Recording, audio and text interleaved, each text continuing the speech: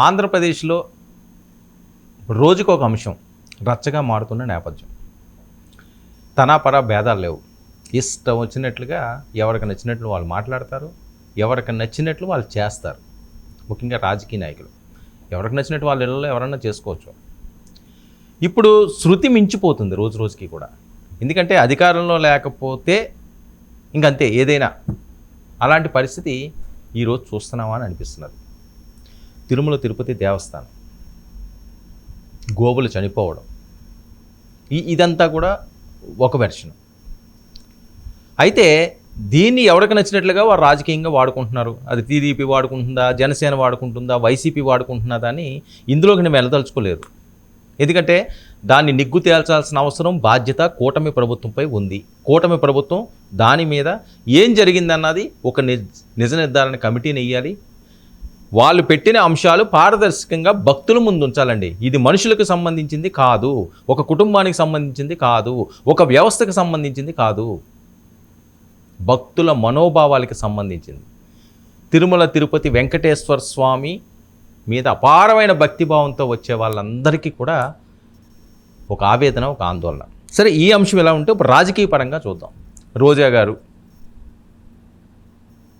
భూమన కరుణాకర్ రెడ్డి గారు, అలాగే స్థానిక ఎంపీ గురుమూర్తి, వాళ్ళు ఆందోళన చేస్తున్నారు, వాళ్ళ ఆవేదనలు వ్యక్తం చేస్తున్నారు. తప్పు లేదు, తప్పు జరిగితే మీరు చేయండి. ఎదుగు రోడ్ల మీద పడుకున్నారు, అంతా బాగానే ఉంది. ఇక కూటమి నుంచి వాళ్ళ వెర్షన్లో వాళ్ళు వచ్చారు, వాళ్ళు ఏవో సవాళ్ళు విసురుతున్నారు. మీరు సవాళ్ళు విసురుకోండి, ఏమన్నా చెయ్యండి, కానీ శాపనార్థాలు పెట్టకండి. తన పరా భేదం లేకుండా శాపనార్థాలు పెట్టే సంస్కృతి మానండి.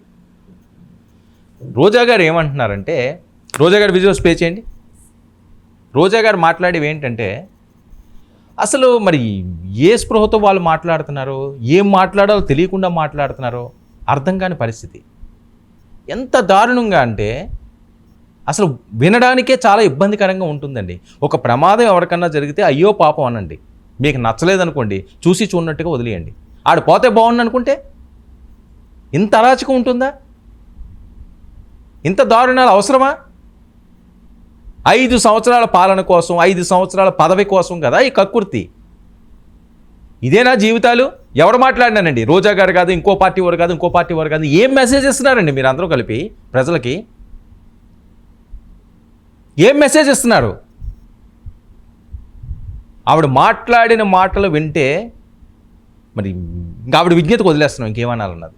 ఒక జర్నలిస్ట్గా నేను కొన్ని చెప్పలేను, తప్పులను చెప్పడమే నా బాధ్యత. చంద్రబాబు నాయుడు గారిని ఈ ఇష్యూలోకి తీసుకొచ్చారు. విధానపరంగా మాట్లాడవచ్చు, మీరు కూటమి ముఖ్యమంత్రి కాబట్టి మీరు సరిగ్గా పాలన చేయట్లేదు, లేకపోతే ఇంకోటి చేయట్లేదని. నెక్స్ట్ పవన్ కళ్యాణ్ గారు, ఆయన్ని తీసుకొచ్చారు ఇందులోకి. ఎందుకు తీసుకొచ్చారు అన్నది వింటే మీకే అర్థం అవుతుంది.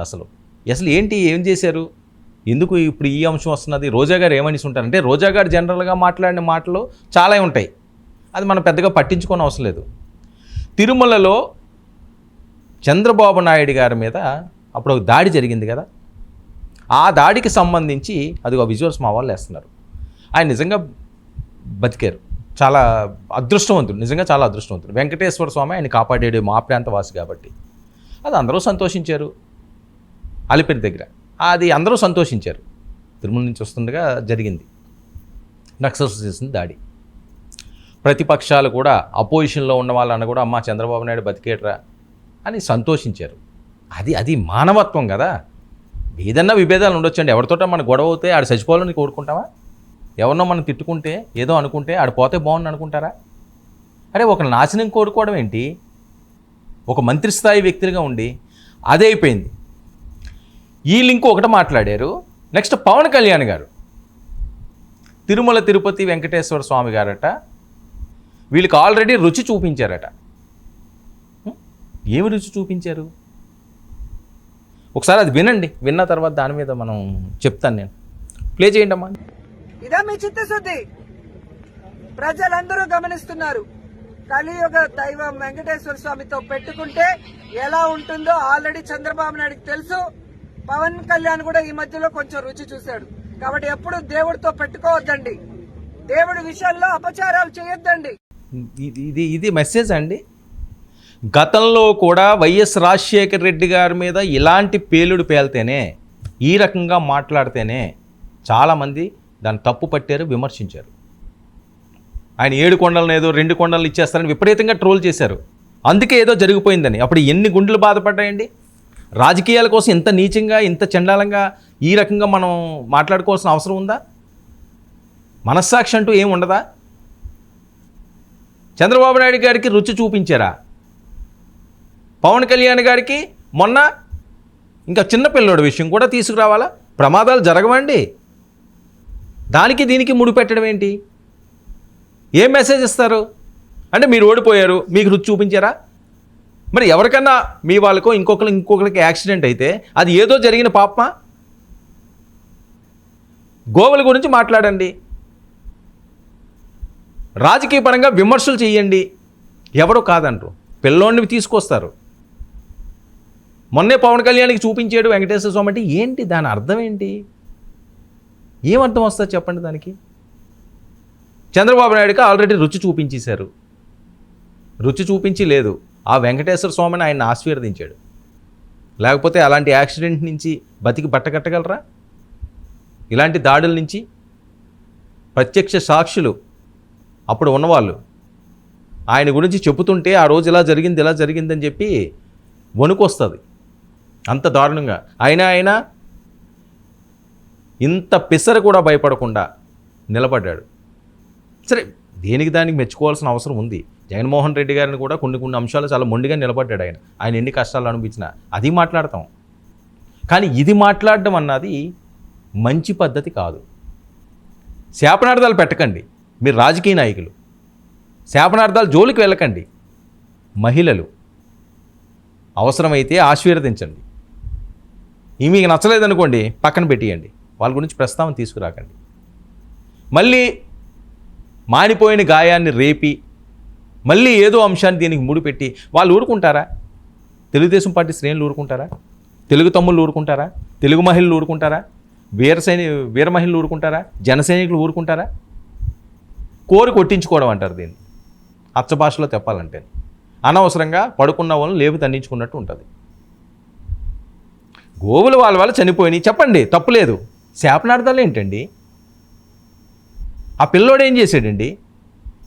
ఆ పిల్లోడి కోసం ఎన్ని కోట్ల మంది ప్రార్థనలు ఆ కుర్రోడిని సేఫ్గా తీసుకొచ్చినాయి. ఇప్పుడు చలాకీగా ఉన్నాడు కదా. మీరు ఒక్కడి శాపనార్థాలు పెట్టినంత మాత్రాన అయిపోద్దా? మరి తిరుమల తిరుపతి దేవస్థానంలో రోజా గారి మీద కూడా పుంకాలు ఉన్నాయి కథలు. వీడు ఎలా చేశారట, వాళ్ళు అలా చేశారట, ఇది అమ్ముకున్నారట, అది అమ్ముకున్నారట. అది కూడా మేము తప్పు పెట్టాం, దాన్ని కూడా తీవ్రంగా ఖండించాం. తప్పు. సాక్ష్యాధారాలు ఉన్నాయా? చేస్తే బయట పెట్టండి, మీడియాను పిల్లండి. ఇదిగో రోజా గారు తప్పు చేశారని. ఏమీ లేకుండా ఇష్టం వచ్చినట్లుగా మాట్లాడితే మీ గురించి కూడా మాట్లాడాం. తప్పులు ఎండగట్టడమే, తప్పులు చెప్పినప్పుడు ఇది తప్పు అని చెప్పడం మా బాధ్యత. మీరు చెప్పించుకునే స్టేజ్లో ఉండకూడదన్నది మా కోరిక కూడా. మీరు చెప్పే స్టేజ్లో ఉండాలి, చెప్పించుకునే స్టేజ్లో ఉండకూడదు. మహిళగా మీరేంటో ఎన్ని కష్టాలు పడి వచ్చారో ఈ స్టేజ్కి అందరికీ తెలిసిందే. చాలా ఈజీగా ఏం రాలేదు, మీరేం గోల్డెన్ స్పూన్తో పుట్టారని నేను అనుకోవట్లేదు. నాకు తెలిసిన రోజా గారి హిస్టరీ, నేను చదివింది, నేను విన్నదని. చాలా ఇబ్బందులు పడ్డారు, చాలా అవమానాలు పడ్డారు. మీ మీద కూడా ఆ రకంగా శాపనార్థాలు ఎవరు పెట్టినా తప్పే.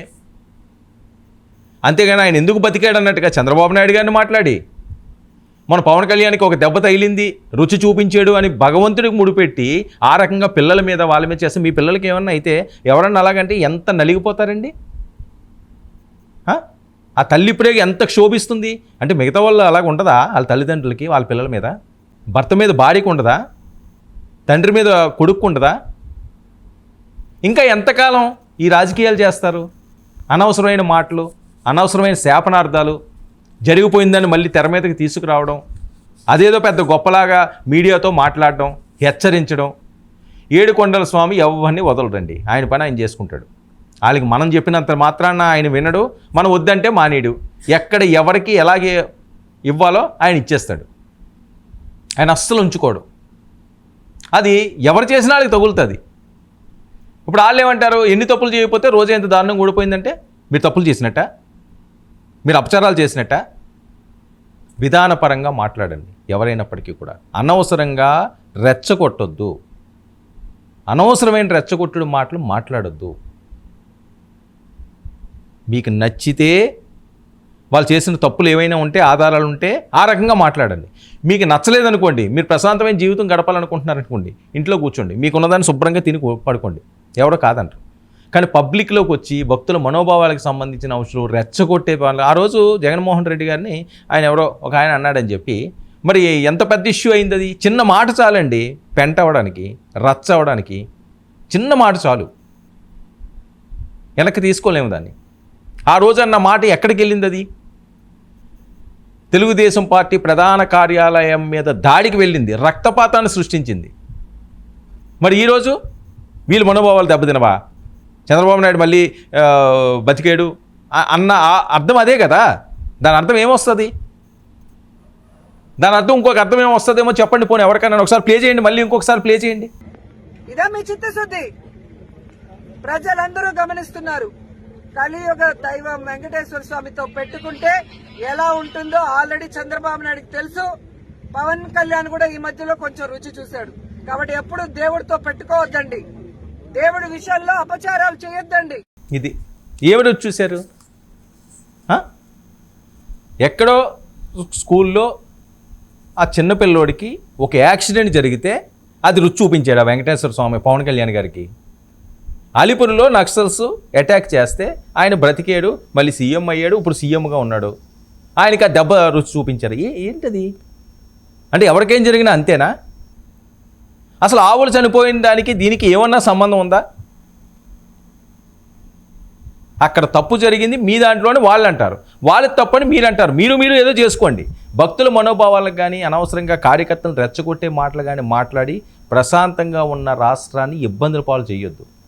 రాష్ట్రాన్ని మీకు ఆ పదవులు అప్పచెప్పినందుకు అభివృద్ధి చేస్తే చేయండి, ఏ రాజకీయ నాయకుడైనా. కానీ నాశనం చేసే విధంగా, విధ్వంసాలు రెచ్చగొట్టే విధంగా ఈ రకమైన వ్యాఖ్యలు చేయొద్దు. ప్రజలు గమనిస్తున్నారని మీరే అన్నారు. ప్రజలు గమనిస్తున్నారు కాబట్టే ఎవరిని ఎక్కడ కూర్చోబెట్టాలో అక్కడ కూర్చోబెడతారో. వాళ్ళకి సమయం వచ్చినప్పుడు ఎవరికి ఎక్కడ చేరేయాలో అక్కడ వేస్తారు. 2019 నుంచి 24 వరకు మీకేసింది అదే అందరం ఎక్కించారు. నెక్స్ట్ వద్దనుకున్నారు, ఇప్పుడు వీళ్ళని ఎక్కించారు. మీరు మళ్ళీ ఆ కుర్చీ ఎక్కాలి అనుకుంటే ఈ రకమైన రెచ్చగొట్టుడు వ్యాఖ్యలు చేసి ఎవరి దగ్గర మెప్పు పొందడానికో లేదా కొన్ని వ్యూస్ వస్తాయో అని చెప్పి ఈ రకంగా మాట్లాడారనుకోండి, అది వ్యూస్ వస్తాయో రావో తెలియదు, కానీ వేరేవేమన్నా మీకు వచ్చే అవకాశం ఉంటుంది. తస్మాత్ జాగ్రత్త.